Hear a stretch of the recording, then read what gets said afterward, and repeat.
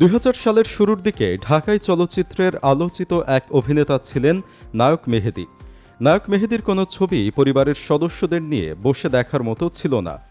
নষ্টা নায়িকাদের সাথে তার করা অশ্লীল দৃশ্যের কারণে বাংলা চলচ্চিত্রই ধ্বংসের দ্বার প্রান্তে পৌঁছে গিয়েছিল।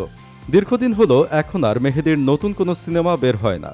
অশ্লীল সিনেমার নায়ক মেহেদী এখন রূপালী পর্দা থেকে বহু দূরে। জীবিকার তাগিদে নিচের ঘাম ছড়াচ্ছেন এক পাম্পে তেল বিক্রি করে। কিন্তু কিভাবে একসময়ের এত ব্যস্ত একজন নায়ক সব হারিয়ে ফুটপাতে এসে দাঁড়ালেন? কেনই বা হঠাৎ করেই হারিয়ে গেলেন সিনেমা জগৎ থেকে? বাংলা চলচ্চিত্রে অশ্লীলতার তকমা কি আসলেই তার ক্যারিয়ার ধ্বংস করেছে, নাকি নেপথ্যে রয়েছে অন্য কোনো নির্মম সত্য? চলুন বিস্তারিত জেনে নেওয়া যাক। বাংলা চলচ্চিত্রে মেহেদীর আগমনটা হয়েছিল আর 10টা সাধারণ নায়কের মতোই রূপালী স্বপ্নের হাতছানি ধরে। 80-র দশকের শেষের দিকে শিশুশিল্পী হিসেবে প্রথমে অভিনয়ে পা রাখেন তিনি। পরবর্তীতে 90-এর দশকে এক ঝাঁক নতুন মুখের ভিড়ে মেহেদী নিজেকে একজন পূর্ণাঙ্গ নায়ক হিসেবে আত্মপ্রকাশ করেন। তার আকর্ষণীয় চেহারা, চমৎকার অভিনয় দক্ষতা এবং শারীরিক কাঠামোর কারণে তৎকালীন পরিচালকদের দৃষ্টি আকর্ষণ করতে বেশি সময় লাগেনি।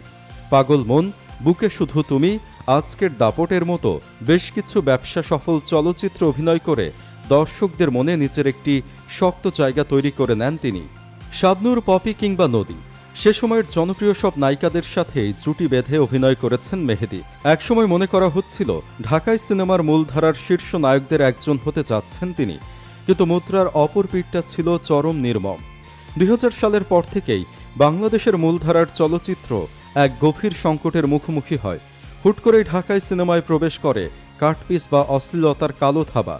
মূলধারার ভালো মানের ছবি নির্মাণ বন্ধ হতে থাকে, আর প্রযোজক ও পরিচালকদের একাংশ দ্রুত টাকা বানানোর আশায় অশ্লীল ছবির দিকে ঝুঁকে পড়ে।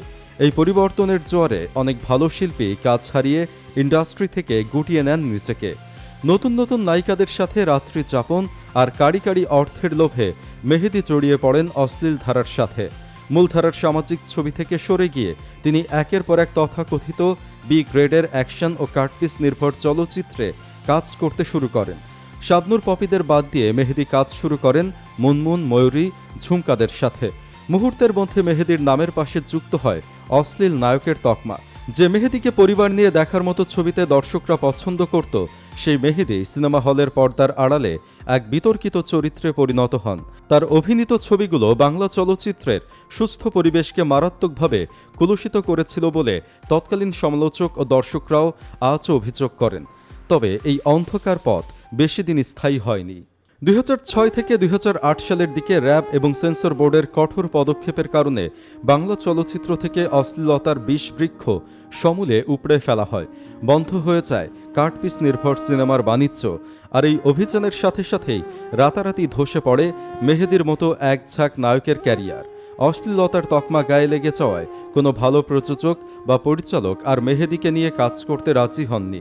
ততদিনে চলচ্চিত্রের মূলধারার দোয়ার তার জন্য চিরতরে বন্ধ হয়ে গেছে। ক্যারিয়ারের এই ব্যর্থতা মেহেদীকে মানসিকভাবে ভেঙে ফেলে।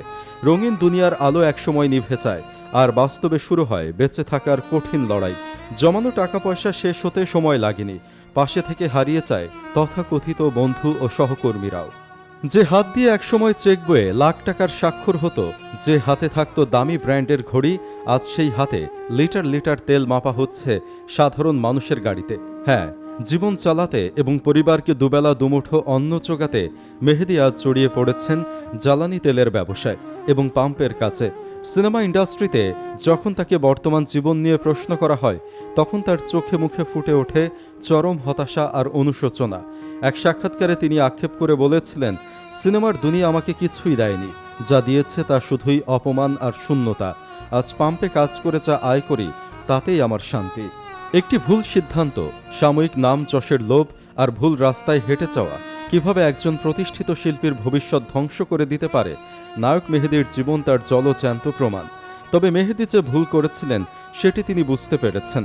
তাই অশ্লীলতার হারাম ইনকামে লাক্সারিয়াস লাইফ লিড করার চেয়ে ব্যবসার হালাল টাকায় সাধারণ মানের জীবন যাপনেই তিনি শান্তি খুঁজে পেয়েছেন। সম্প্রতি মেহেদী জানালেন, তার পুরান ঢাকায় ব্যবসা রয়েছে, মতিঝিলে রয়েছে পেট্রোল পাম্প, সে ব্যবসা দেখাশোনা করে সময় কাটে তার। নিজের ব্যক্তিগত জীবন নিয়ে মেহেদী সাংবাদিকদের বলেন, স্ত্রী সন্তানদের নিয়ে ভালো আছি আল্লাহর রহমতে। আমার স্ত্রী পুরান ঢাকার মেয়ে ফারজানা, আমাদের বড় ছেলে মাজহারুল হক মাহির বয়স 17, মেয়ে মেহজাবিন হক ইশরাতের বয়স 14। সবার কাছে দোয়া চাই যেন ভালো থাকি। পাশাপাশি অশ্লীলতা বাদ দিয়ে এখন তিনি নামাজ কালামও পড়েন। জানালেন তিনি এখন ধর্মীয় কাজে মনোনিবেশ করেছেন। বললেন, নিয়মিত তাবলিগ জামাত চিল্লায় যেতে হচ্ছে। যেহেতু আমি মুসলিম তাই আমাকে নিয়মিত নামাজ রোজা করতে হবে। এখন সেটা খুব মনোযোগের সঙ্গে করতে হচ্ছে। পরিশেষে বলা যায়, আসলে সময় ও স্রোত কারোর জন্য অপেক্ষা করে না। অন্যায় বা ভুল পথ সাময়িক সফলতা এনে দিলেও তার শেষ পরিণতি যে কতটা বিষাদময় হতে পারে তা মেহেদীর জীবন আমাদের শিখিয়ে দেয়। কালকের সুপারস্টার আজকের সাধারণ একজন তেল পাম্পের কর্মী। জীবন সত্যি এক অদ্ভুত নাটক, যার চিত্রনাট্য আমাদের ধারণারও বাইরে। মেহেদীর এই করুণ পরিণতি এবং তৎকালীন বাংলা চলচ্চিত্রের এই অন্ধকার অধ্যায় নিয়ে আপনার মতামত কি? মেহেদী কি পরিস্থিতির শিকার ছিলেন, নাকি তার নিজের ভুলেই আজকে এই পরিণতি? আপনার মূল্যবান মতামতটি কমেন্ট বক্সে লিখে জানান। ভিডিওটি ভালো লাগলে লাইক দিন এবং এমন সব অজানা ও রোমাঞ্চকর জীবনের গল্প শুনতে আমাদের চ্যানেলটি সাবস্ক্রাইব করে পাশে থাকুন। দেখা হবে পরবর্তী ভিডিওতে। ততক্ষণ সবাই ভালো থাকুন, সুস্থ থাকুন। ধন্যবাদ।